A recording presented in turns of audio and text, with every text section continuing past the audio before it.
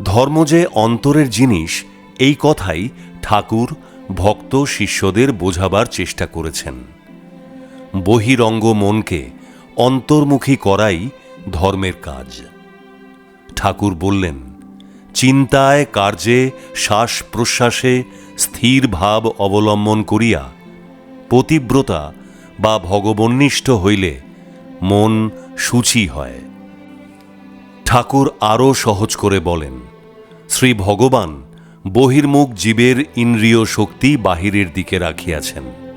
সেই জন্য তাহারা বাহিরের রঙই দেখে, অন্তরের খবর পায় না। তাহারা ভগবানকে ভুলিয়া তাঁহার মায়ায় মুগ্ধ হইয়া অহংকার অভিমান বশে নিজ সুখ স্বচ্ছন্দতার অনুকূলে জগৎ দেখিয়া থাকে।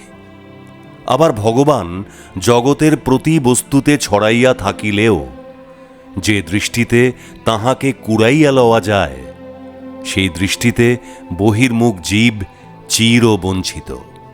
একমাত্র যাহারা ভগবানের চরণে শরণাগত হয়, ভগবান কৃপা করিয়া তাহাদের বহির্দৃষ্টি ফিরাইয়া অন্তর্দৃষ্টি করেন।